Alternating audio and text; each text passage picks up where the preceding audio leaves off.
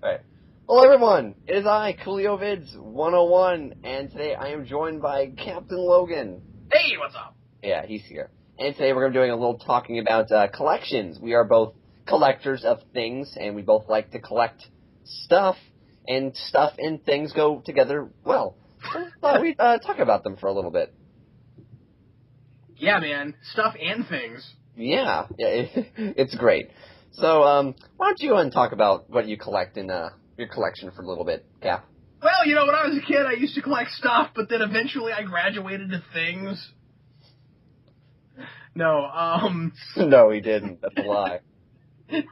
Nope, it's still stuff. No, I used to just collect. I've become much more these days of a collector and a reader. Just talking about comics primarily. When I was a kid, I collected my covers. I'd just go find really cool, the things I thought were really cool covers, and that's what I would buy. That was my whole collection. Look, covers I like. I've gotten maybe a little bit more streamlined as I've gone along, where I collect more like particular characters now and things like that. But I still do that. I still buy things sometimes just because they look really cool. But I'm not the kind of collector that's a completist. I'm not the kind of person with comics or anything else for that matter, action figures, whatever. I'm not the kind of person that like I pick something and I have to have everything of that particular character. I know Vince does that with like the Punisher and the Question and stuff like that. Coolio Vince, do you have that? Do you find yourself like picking a character and trying to buy everything of it, or do you just buy what you like? It all really depends. I realize that I won't be able to get everything on the certain characters that I like, because being the characters I like, there's a lot of those characters, or that character of that stuff, and things. So I try to just get what I like. I try to get as much of that as I like, but it all depends on money and things like that. I notice I have a bunch, and people know this. I have a bunch of Green Lantern stuff. I know that I'm not going to get all of it, but I try to get the best of that stuff that I can. Yeah, I mean, that's too big of a character to try to buy everything there ever was. I think that there's a certain validity to picking somebody a little bit more minor if you want to and try to buy everything that they ever appeared in. Like, I'm kind of doing that with Galactus. Eventually, I'd like to have every appearance of Galactus, which is quite a bit, but isn't like if you were trying to buy all of Batman. I had a collector tell me once, somebody who's a really hardcore collector.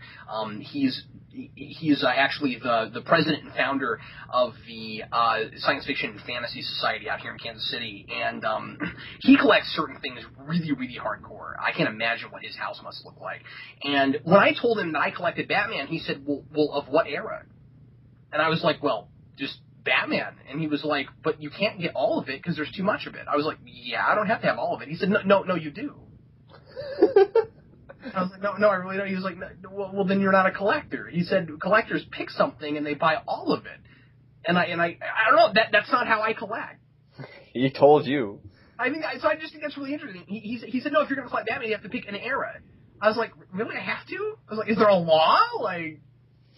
But no, I don't mean to make fun of him. He's got a different kind of collecting than what I do, and and thus his collection is a lot more impressive than mine. Also, because he's like, a lot older than me. Yeah, that's the thing. I noticed there's so many different ways to collect things. I know people who, this is, I guess, purely for action figures. There's out-of-the-box collectors, there's mint-in-box collectors, there's people who just buy the figure and then they put that figure away, which I'm not too sure about that. But there's so many different ways to have your collection displayed or how you want to have it preserved. So there's different things and ways to collect those. I think there's pretty much 1,000 different ways you can collect every single thing. Well, and isn't most of it based on motivation? I mean, it's like, yeah. Why are you collecting it? Is it, if you're the kind of person that collects because you're making an investment, then of course you want to keep everything in pristine condition. I collect more for display purposes. Mm-hmm. So I like to decorate with my collection, and I also collect just to have things on file to be able to go look at when I'm talking about comics. So I like to build a library. So I'm not real I'm not real specific when it comes to buying comics. I have certain things that I try to get as much of as I can get. But then when it comes to comic books, I just kind of like to have as big of a library as I can have of at least superhero stuff. And so that I can just go back to it whenever I want to. So I think that a lot of how you collect depends on the reason you're collecting. Absolutely. If you were to say collecting something that this goes for comics, is like you're collecting something that you have to collect all of it, and you start to realize you're not liking some of the stuff that's coming out with this character. Well, I mean, you probably wouldn't want to be spending your money on that thing, but saying you have to complete it, you would have to put it in your collection. It's almost like if you didn't like it, you would almost be forcing it into your collection, even though you wouldn't necessarily do that if you weren't as big of a completionist as you were. Yeah, and that's the thing I don't like about being a completionist is that sometimes you feel like you're throwing your money away. You're like, I have to buy that just because it exists. That's irritating. Like, I know this is more of a joke, really, but I know it's, because I do these things every now and then. Dan was talking about how Spider-Man, or this was a while before the whole thing that we knew Amazing Spider-Man was going to be, something was going to happen after 700.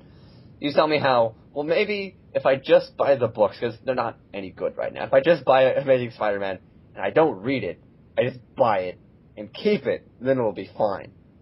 Because, he's Spider-Man purist. He's going to be buying Spider-Man. Yeah, he is a completist. He buys everything. He's going to be buying Spider-Man. So he was like, maybe I just shouldn't read it. I should just buy it and put it away. Yeah. I couldn't do that. That would, especially with comics, I've got so much stuff to buy and what little money I have. Well, and comics are, in my opinion, a little more expensive than they ought to be anyway. I mean, I don't want to spend $4 on an issue and put it away. Like, yeah, I want to at least read it once. Mm-hmm. Yeah, definitely. I know. I've got some comic books that I've read, I think, once, and then a few that I've read, dozens of times. And I know that there's toys that I have that I'll look at them or just kind of like, pose them or something, mess around with them for a bunch, or there's some that I will just, they're on the shelf, and I never really touch them again. And it all just, it varies, and it depends on my interest of the figure at the time, and then how much that changes over the course of, me owning it. So you collect as much for display purposes as anything else too, right? I mean, you're an out-of-box collector. Oh yeah, absolutely. Everything in my collection is displayed. I have specific shelves in my room. It's shelves everywhere with toys just all over the place. I mean, I've got shelves for the Marvels and DC and like Toy Story, Harry Potter, Transformers, all you name it. So they're all in whatever way to make them look the coolest that they possibly can be.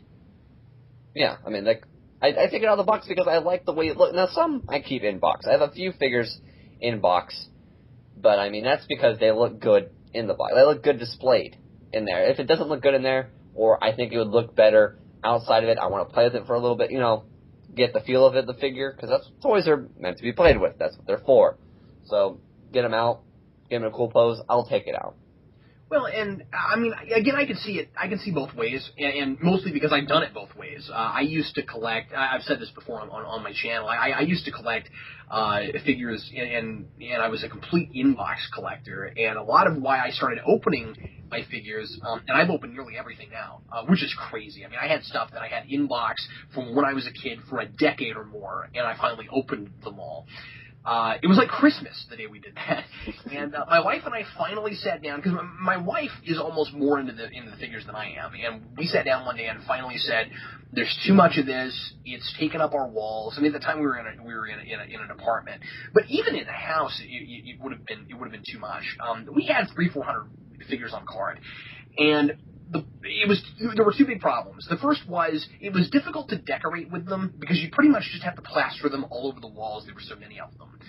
And I couldn't find a way to make it look really good. It felt like you were living in a toy store, and I didn't really like that. The other thing was it was hard to keep them in pristine condition, and why else would you keep them in box unless you were going to keep them in the best shape you could, because every time you'd move, it would be really hard not to crush some of them. And you'd have to get a whole bunch more boxes whenever you moved, and And we opened a couple, and what we discovered was a lot of these things were a lot cooler when you got them out of the box. Like, a lot of them I didn't even really know what they looked like until I got them out of the packaging. And so I just had to kind of change my, modus operandi a little bit, and finally, I became okay with it. It took a while. At first, I kind of felt bad about it, but again, I never really saw the figure collecting side of it, because I'm not a giant figure collector. I'm much more into comics, and so I never really saw that as an investment anyway. So finally, when I said, I'm never going to sell these, and also having a kid makes it a lot easier to take figures out of the box. I don't know if that makes any sense at all. But, he plays with them, and, Jason's too, but he's really careful with stuff. He hasn't broken anything ever. He's really careful with stuff. And, so I let him play with some of my stuff some too. I don't know, I kind of feel good about it, because it's like I have all this stuff that was in the package that he would have grown up with, looking around going, wish I could play with that. Yeah. I don't know, I guess your perspective just changes a bit when you get older. Mm-hmm. And when you start doing things like getting married and having children. Yeah, I know, as a kid, I guess even as a kid, I kept my toys neatly. I've been told I was a kid, I had a clean room, everything was in its spot, that sort of thing, which is weird. I don't know how it works, but it is. So, I remember having all these toys, and pretty much all of them were destroyed by my younger siblings, which was a shame.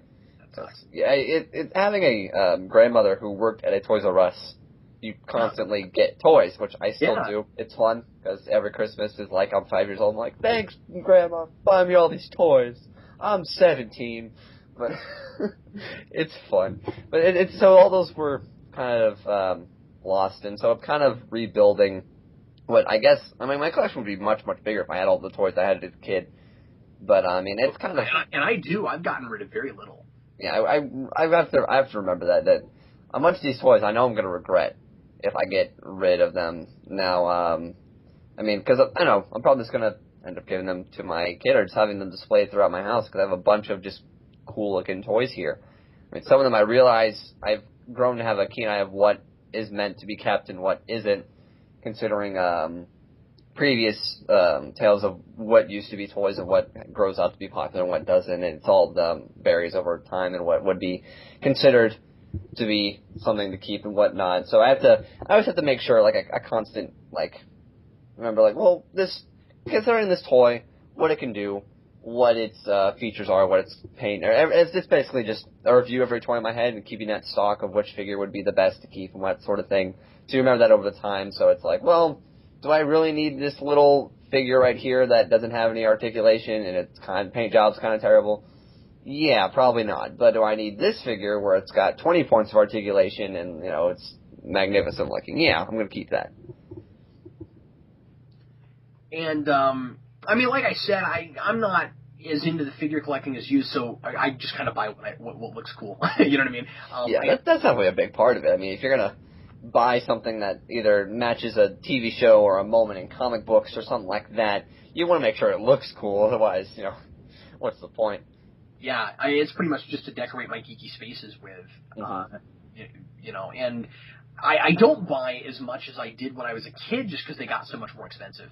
Absolutely. Obviously, I bought stuff just to play with when I was a kid. I'm older now, and so when I buy things, I still take them out of the box, but then I just display them someplace. And I, of course, have a whole bunch of figures that aren't displayed at all because I don't have room for them all. Like I said, I probably got somewhere between 400 and 600 figures, so I can't put them all up. But right now, even with the house, and now that we're in a house, I still don't really have enough room to put up everything. I would have to mount so many wall shelves to get them all up, and I just don't know how badly I really want to do that. But yeah, I find myself, it's ironic, because I find myself kind of wanting to buy figures more now than I used to, because figures these days are, there's more work put into them. A lot of them, look a lot better. There's more points of articulation. But your average figure now is $25, $30. Yeah, depending on what you're going for, figures are expensive.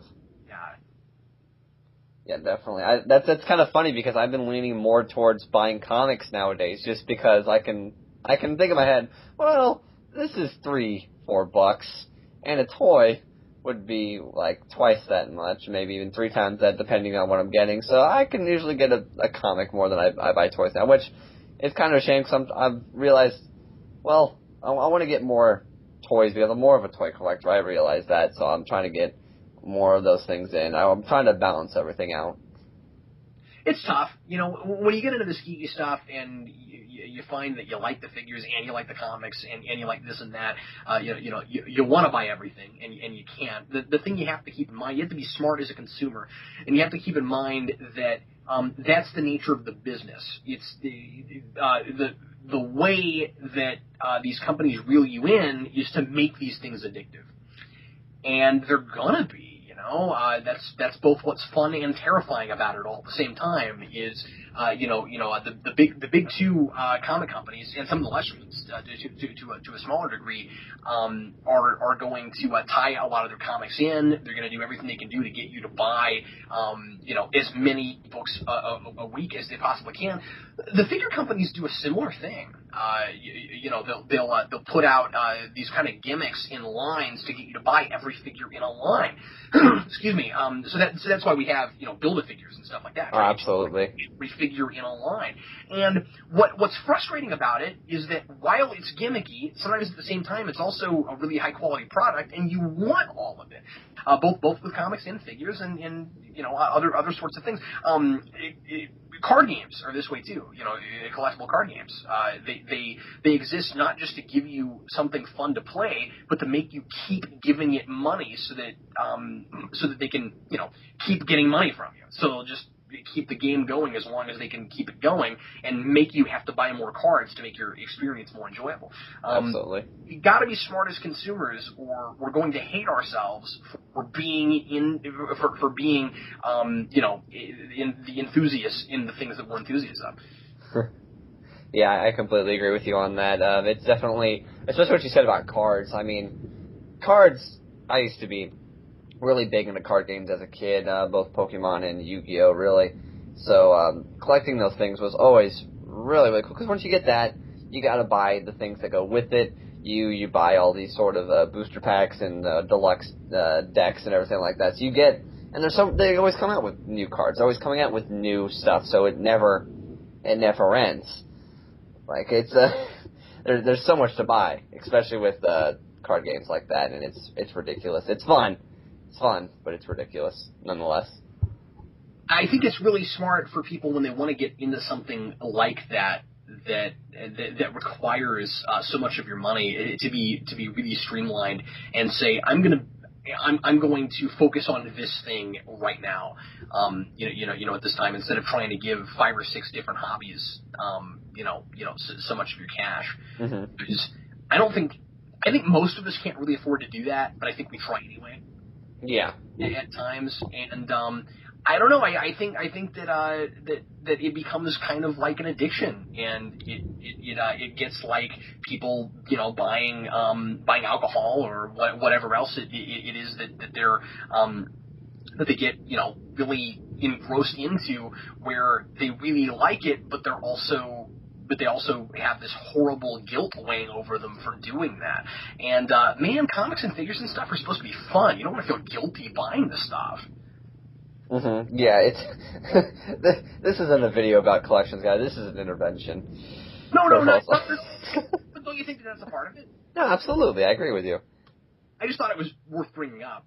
Not to bring the mood of the video down or anything, but I just think that what I'm saying is just collectors should be smart, and I think that that's a really good reason why maybe some people, depending on their personality type, should try to focus a little bit harder on specific things, maybe more so than what I do, because I feel like I'm good enough at keeping track of my money and being careful that I can be a little bit more widespread and not feel like I have to buy everything of a certain kind of thing.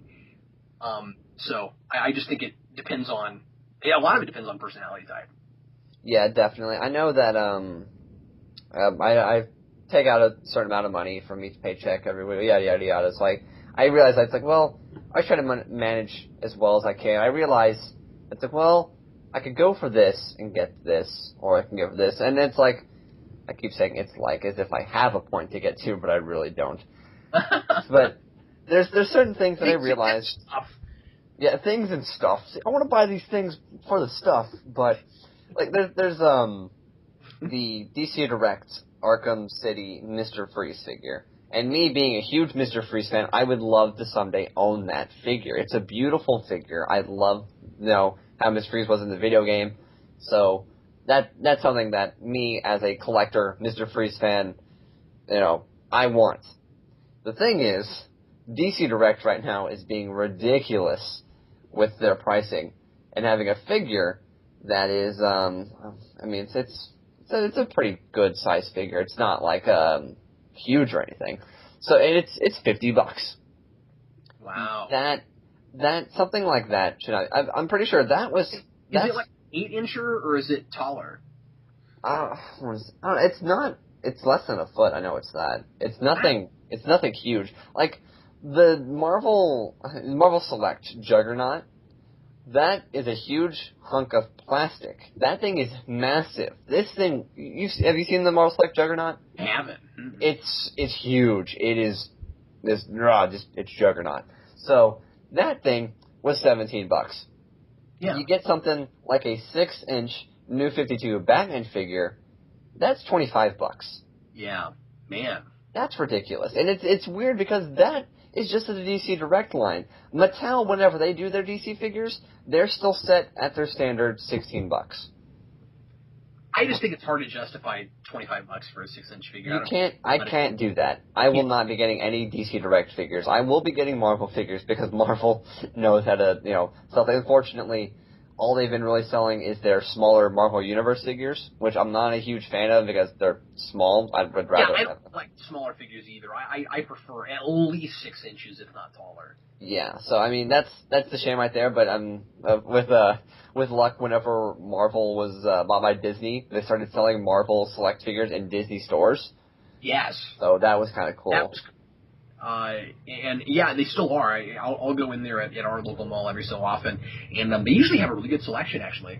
Yeah, same here, definitely at my store as well. So that's interesting. Marvel, they know how to sell their toys, and not to mention they've got movies coming out all the time. So they have, like, it's funny, the Iron Man 2 line that had so many figures, and it was all just pretty much, hey, look, it's Iron Man, and now it's Iron Man blue. Now it's Iron Man in a different color. And now it's like, because he's Iron Man, and you can repaint that easily without it sounding, I'm not going to say as ridiculous, because both of them were pretty ridiculous. It's better than Batman, though. It's better than having absolutely. Batman like we were doing in the 90s. And, we're still doing that kind of crap.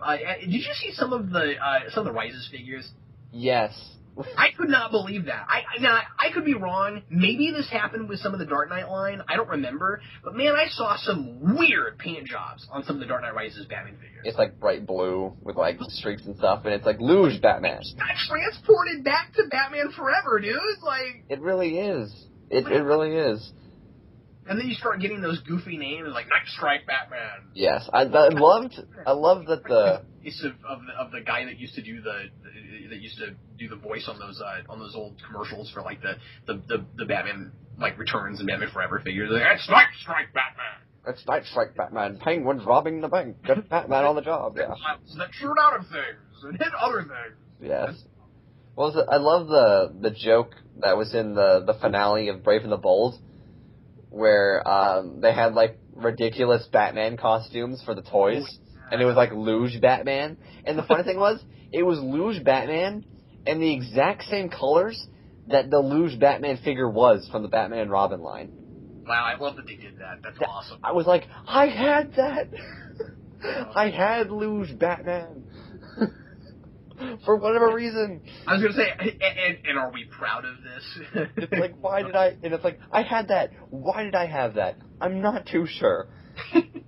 It's funny, I noticed in your video that you did, your tour of your Batcave that you had, the Mr. Freeze figure that you have, the glow-in-the-dark one, or whatever it was, one? I have that. It's on my shelf right now.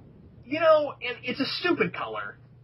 Yeah, it really is. It's funny, I painted mine all black. Oh, that's cool. Yeah. I'll tell you, the only reason I bought that was because at the time, I needed a Mr. Freeze figure for a project I was doing for school. No joke. I was doing a video. I was in a video class, and I was doing a stop motion video, and I had written the script that had Mr. Freeze in it. And I thought I had a Mr. Freeze figure, but I couldn't find it. So I went out, and at the time, that was the only figure I could find out in the store. And so I bought that. But, like, it's green. It's a really dumb color. It's glow-in-the-dark Mr. Freeze, and, yeah, that happened. So, yeah, I took it, and everything that's green, I painted it all black, and so it looks a bit better. Yeah, it's funny, because he looks like he was dressed by the Riddler. Like, I don't understand. Yes. Why did you just accidentally put on the Riddler's wardrobe today? What I put a hat on him with a question mark on it. But anyway, I must ice you a question.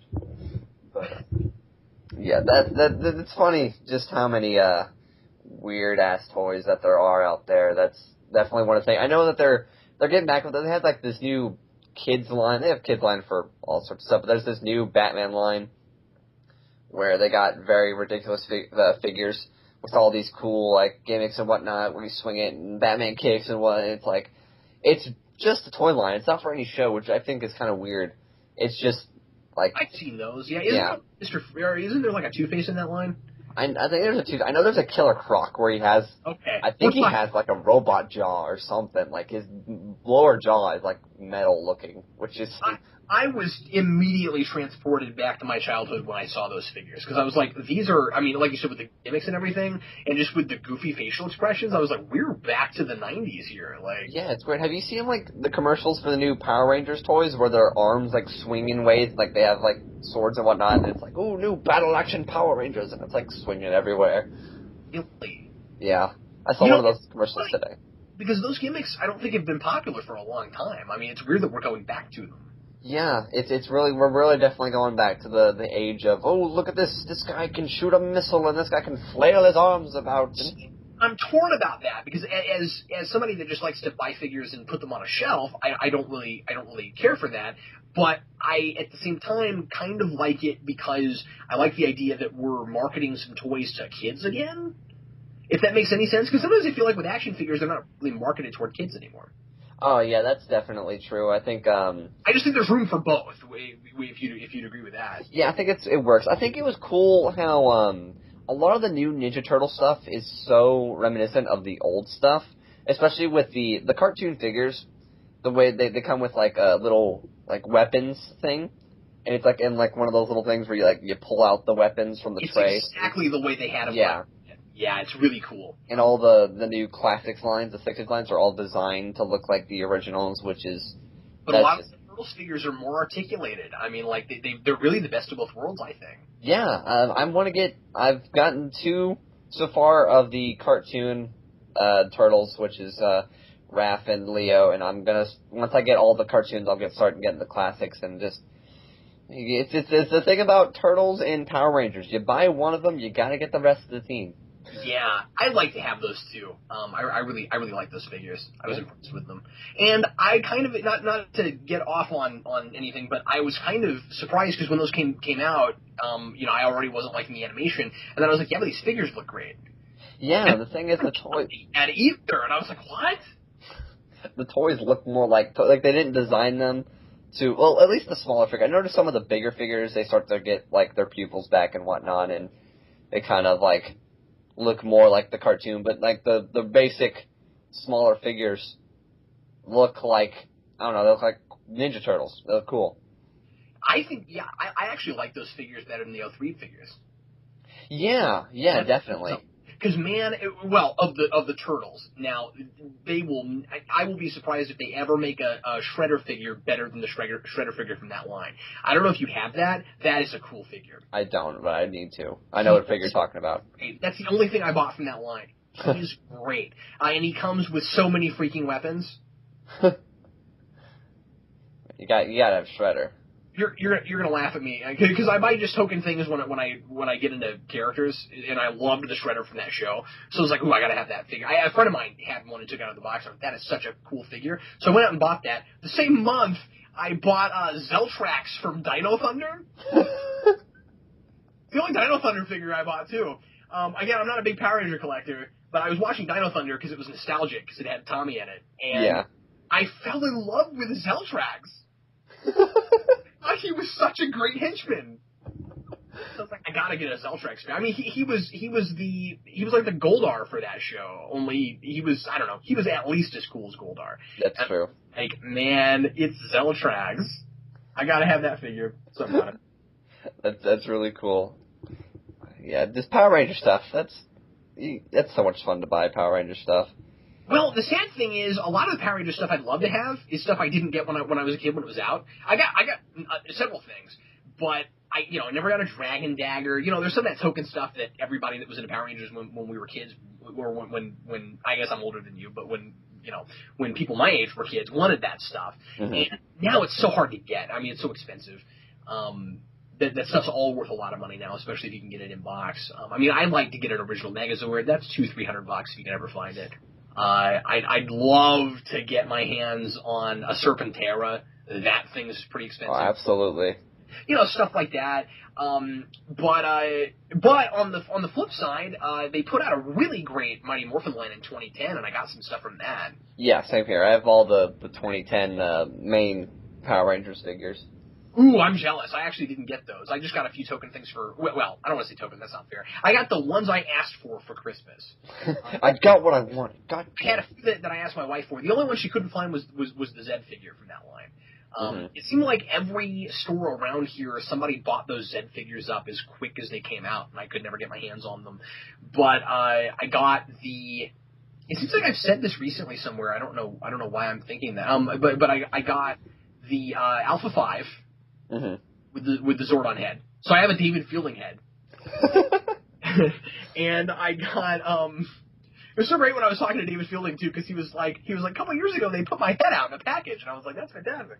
That's fantastic. I don't have it. He's like, I gotta get that. So I was like, we both have your head. Yeah, we do. We have my head. But anyway, I got that, and I got the Goldar, and I got the Megazord. Mm-hmm. And those were the ones I really wanted, except for Zed.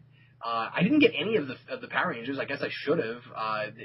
The Green Ranger was cool, and yeah, yeah. I need to get the Megazord. I totally need to get a Megazord. Which I remember.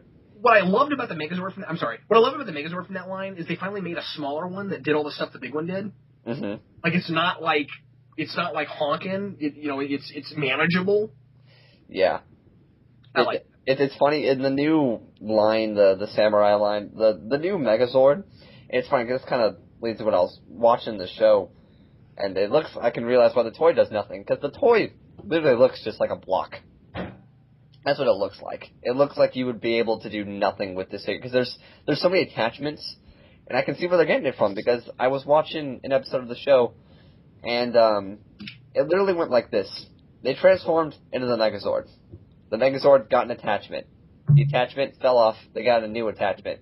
The attachment fell off. They got a bigger attachment. And then they got, like, the super attachment. And then that was it. There was nothing in between these. There was no reason to, like, get a new attachment. There's no, like, battle or anything. It was literally just like, all right, let's get another one. We don't like this one. It was that for a good 5 minutes. And then I didn't get it. But then, like, I looked at the toy. And it was just like this big, like, super mega Ultra Zord. And it's like I don't understand how any kid would have fun playing with this, because you, like, literally, they think the only thing you could be able to move its arms up and down, maybe. Man, I had the Zeo Megazord, mm-hmm. and it was awesome. I mean, because it had so many different parts. And, it had all the different Zords, and you put them all together, and then it had, like, different helmets that you could put on and off, like they did in that show. Because, like, the different helmets gave it different powers and different weapons and things, and that was always really cool. What I miss a little bit from early Power Rangers is that sometimes the individual Zords actually did things. Yeah. I don't think they do that anymore. It's like they all come together right away, and they have, like, a 6-second fight, and then it's over. Not that I'm, watching Power Rangers anymore, but the occasional time that I happen to catch it, I'm like, what is the point of even, like, getting in the Megazord fight anymore? Because it doesn't seem like they ever even get close to losing now. It's just like they swing their sword and they're done. Yeah, that's pretty much it. In the original Power Rangers, all the really important story points came from Megazord fights. Yeah. If you'll recall, not that it was a genius show or anything, but I remember that when I was a kid, like that was always the time that you kind of freaking out because they'd lose their Zords and they had to get new ones and they'd get I remember when the Thunder Megazord got buried and all the Zords were crying out in pain. Yeah, Lord Zed made them banished them to the center of the earth, and they melted, and they were all crying out and dying. It's well, he just destroyed the Megazords. Megazord. That's not good. Yeah. Well, anyway. I don't know why we're talking about this, but... And that's I guess what I'm saying is there are some Power Ranger things I still wish I had. That is a character I've considered collecting everything from, Lord Zed, because there's not that much. It wouldn't be that hard to get. Mm-hmm. It's maybe a dozen things is all you'd have to buy, and unless you tried to also get the few comics he's been in and things like that, or T-shirts and stuff like that. But if you were just going for figures and toys, it's pretty easy. He has a plush. Really? A goofy looking Lord Zed plush. Yeah, that I want to get. Sounds awesome. So I think I think at some point I'm gonna start collecting Lord Zed. That just sounds like the coolest thing ever. Yeah. I would love to start collecting stuff like that. I remember, and this kind of leads into, I guess, a little bit more towards the end of our conversation, what really got us into collecting and why we're still here. I remember as a kid... I'm still here because you invited me. Let's be serious. Excuse me. Yeah. Yeah, deep in our voice. That means we're serious. That means we're serious. I'm just being humorous. But and what got me into really... remember Power Rangers and toys and whatnot was my uncle, who I guess is around 23, 24 maybe, I don't know, I'm not sure. He was into Power Rangers, and so him being my basically older brother, I would like whatever he liked, and so I remember vividly remember getting one of his toys, and because I was younger, I got to keep it. Because I would play with it all the time, and so they would tell him, just let Anthony play with it, he doesn't care, and so I pretty much owned that figure from that day on, which I realized that was really rude of me, and I'm sorry, but it was cool because it was the White Ranger, it was Tommy, it was I remember watching the movie over again, and he was the coolest part of that movie. It's pretty much the White Ranger and his amazing friends. Well, so. You remember what the message of that film is. It's not now. It's seemingly that if everyone works together, we can accomplish amazing things. But what the movie really is telling you is that without Tommy, everyone else is incompetent. That's absolutely true. Every single fight they get into, Tommy shows up, and it's don't worry, guys, I'm here. And that was the same thing with, this show sometimes. Oh, all the time. It was Tommy is... talking about... Lord Zed would constantly be we've got to get that White Ranger. And I'm why? We have to figure out a way to get Tommy out of the episode so the Rangers, need help. Yeah, it was always just, if we get rid of him... And what I never understood about that, even as a kid, it always bugged me. I was always okay, but originally, there were 5. You had to create a new power coin after the Green Ranger energy, which was evil, went away. I'm revealing way too much about how much I know about Power Rangers. You had to create a new power coin just to make a 6th Ranger. So if you get rid of Tommy, you have what they started with. Yeah, that they got what they started with, which was already kicking their butt to begin with. So not sure how that works, but yeah, Tommy had a ponytail, so. Yeah, so he was important. He was important. He had, And he got that costume that looked nothing like everybody else's, and that made him important, too. He did. He, had, the dragon shield, and then when he got the white armor, he still had the shoulder pads. Yeah, but then his costume looked even less reminiscent of the other Rangers' costumes. Yeah, because it was from a totally different show. Yeah. Well, yeah, exactly, because it wasn't dinosaur-themed anymore, so it was completely different. Yep, and that's how Power Rangers work, kids. Well, anyway. Learn. But, yeah, I guess we can go ahead and get into talking about what got us into collecting. We can wrap this video up. Why don't you start us off? Oh, sure. Well, my dad got me into collecting mostly, collecting and just geeky stuff in general, mostly Batman. with the 1989 film. I was 5 when that came out, and I remember one night Dad brought me home a Batman T-shirt, and I fell in love with it just because of the symbol. It wasn't even. I'm not even sure I saw the costume before I saw the symbol, and just was blown away by what that thing looked like. And I was kind of Batman crazy ever since then. And I remember the first action figure I ever got was I want to say was, or the first like regular size figure was the Michael Keaton 1989 Batman figure, which I still have.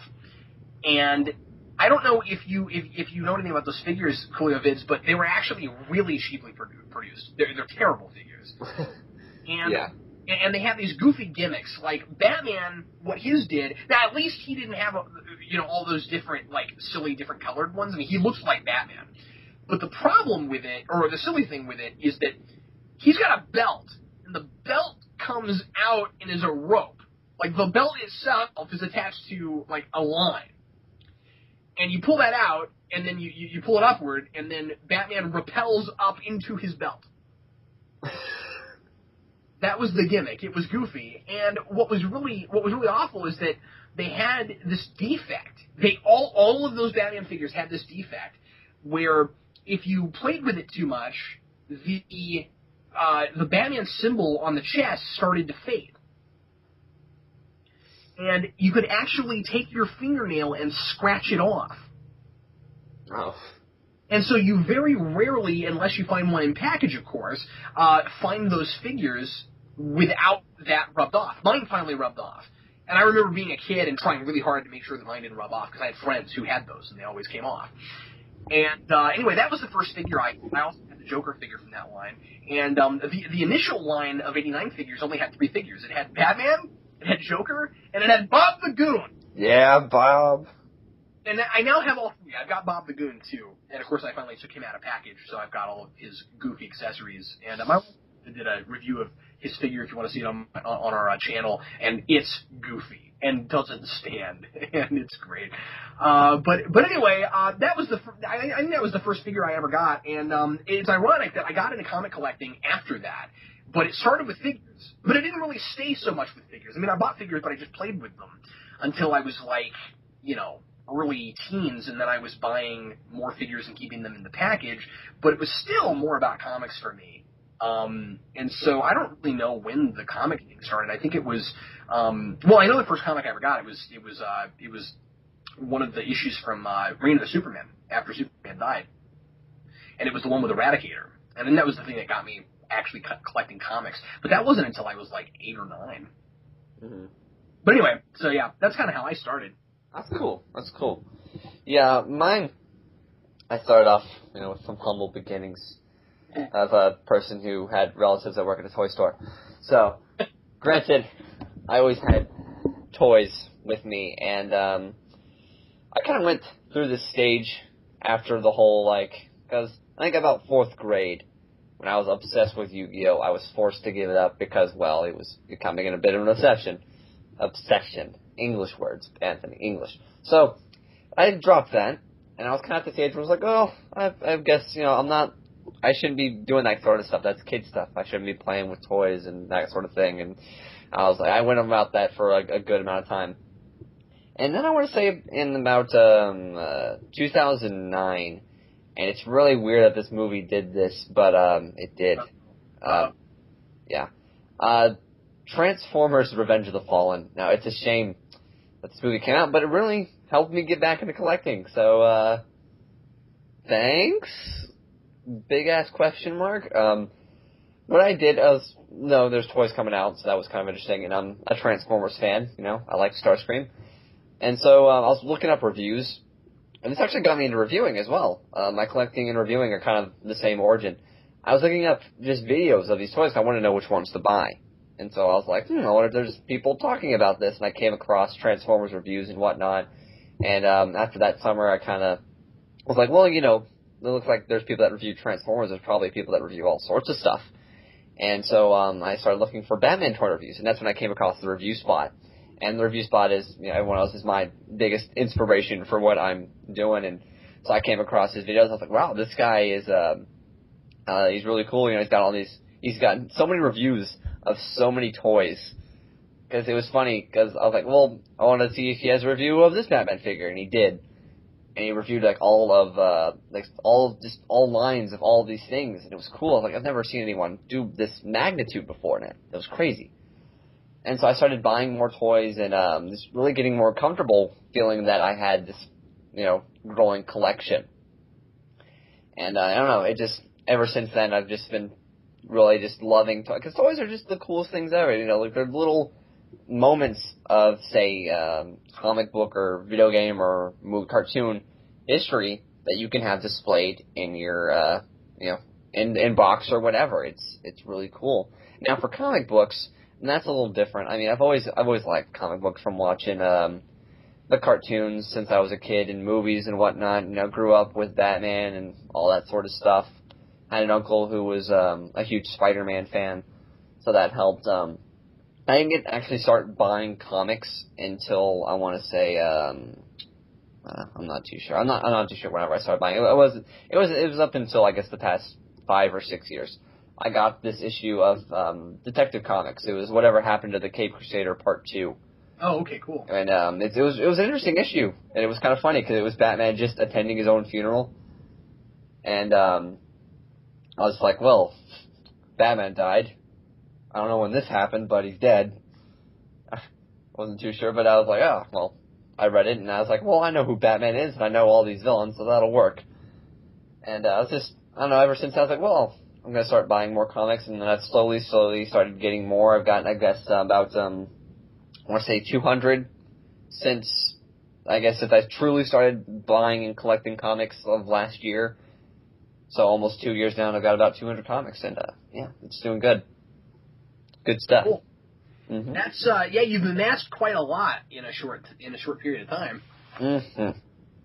Well, yeah, a lot of that has to do with just collecting these the packages that I've talked about before. I think I have that, like, huge packages that my comic book store has, where it's like, oh, random pack of 50 comics for only $7, and it's like trading cards. You open up, you don't know what you're gonna get, and you may get the first issue of something, which I've done before, or you may get crap, which I've gotten before. Blind bag stuff's really fun, and you know, it works really well with the comics, and it works well with toys sometimes too. And I think it's neat that more and more companies are trying the blind bag thing with toys and little figures and stuff. Oh yeah, blind bag is one of the coolest things ever. Like, the problem with it, of course, is when you run into duplicates. Absolutely, like, yeah. It's more with toys than it does with other things because they cost more. Yeah, like, I know which was funny because you talked about on one of your recent videos that you had the Heroics figures. Yeah, I'm buying those for Jason. Yeah, I bought those, and it was cool because the first time I got it, I got 3 ones, and it was Batman, Joker, and Green Lantern, which I thought was the best thing. I got Batman and Joker, and then one of my favorite comic book characters. Like, that's awesome. That's the reason I kept buying them, because they have, it seems to me, purposefully not loaded those up with a bunch of minor characters no one cares about. Yeah. They've made it mostly, you know, things that you're going to know immediately. When we did it, we just bought 2 right away. We got 2 DC ones, and we came home and you know, remember, I'm buying these for my 2-year-old, and so he knows the, you know, token guys that he knows, and he loves Batman and Superman. He pops his 2 balls open, he gets Batman and he gets Superman. That was so cool for him. That works.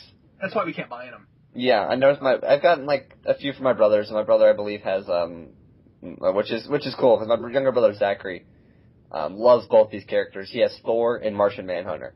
Oh, there's a Martian Manhunter. Yeah. Awesome. I didn't know that. Yeah. We're gonna get some more for him for like stocking stuffers. Mm-hmm. For Christmas, because I think those are really cool stocking stuffers. Yeah, absolutely. I'm gonna buy, like, just in case they go out. They go out pretty soon, because I don't know how well they're selling and how long they're gonna be around. So I'm gonna go down at some point and buy like 10 or 12 of them and just hold them back.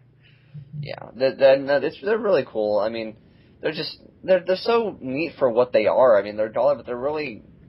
I noticed that some of them are just pretty decent paint jobs for something so small, and the detail is pretty decent. I mean, I'm surprised too. We did recommends on them, and we had Troy on, and Troy pointed out, or was it Vince that pointed this out, that they look about as good as HeroClix. Yeah. They do. Yeah, definitely. It's really cool. Yeah, I did a review a long time ago before I was on my summer hiatus, And yeah, they look really neat for. I mean, I got them for $1 each, so Right. that's really cool for what they are. Did you find them? I don't know why we're still talking about this. Did you find them like in the toy aisle, or did you find them in a vending machine? They were in the toy aisle. Because I'm surprised that that's not in a vending machine. Yeah, it's really cool because I remember way back when they had this little like Marvel characters, which I think you talked about, where like their head opens up, they have like the little bodies. Those were in vending machines. Yeah, they were. They almost look like little Mighty Mugs. Vince has the whole line of those. Yeah. Oh, really? That's cool. I think the vintage stock close to us, Vince actually works at that vintage stock now. I think they had like all of them at one point and sold them to Vince for one money. So that was pretty cool. That is awesome. Wow. So he's got them mounted on like a block. He's just got this long like 2x4 that he mounted them all on top of, and it looks pretty awesome. Yeah, these unnamed figures. They're cool. Yeah. That's really cool. Yeah, it's interesting, getting stuff like vending machine stuff and, blind bag and, I know Review Spot does stuff like that. Like, is it like worth $1 and sort of things? I love the worth $1 videos. Mm-hmm. Did you see the one that was Superman? Yes, I did. That is one of my favorite Review Spot videos ever now. It's this, for those of you that didn't see this, it's this figure it's just this really generic figure, obviously. It was probably like made in like Mexico or something. I don't remember where he said it was made. And it just said Superman with like a big M. And it's just this like alien robot looking guy. It doesn't look anything like Superman, of course. And he's reviewing it. And for a minute, he's like, this isn't as bad as I thought it would be. And something's coming. And he flips it over, and it has no back. Totally cracked me up. I hate whenever figures like, oh, we don't need to paint the back. There's no reason kids would turn it around. It wasn't even that the back wasn't painted. It was hollow. Yeah, it was like... no back to it at all. It was the worst thing I'd ever seen. It was great. I love those. Is it worth $1? It's funny that and like knockoff figures. Knockoff figures are the funniest things I've ever seen. I remember me and Kirk spent like an entire night just looking up photos of knockoff figures. There's a thing on eBay right now, and it says Avengers figures, and the Avengers lineup is as this. It is Captain America, Hulk, Thor, Wolverine, Spider-Man, and Batman. And then of course you get like packages where it was like Batman, Spider-Man, Mr. Incredible, and then there was one where either you would get Hulk or Shrek. What? Because they're green. I know everybody and his dog now is an Avenger, but I think still Batman hasn't quite made the lineup. Or Shrek. That's great, man.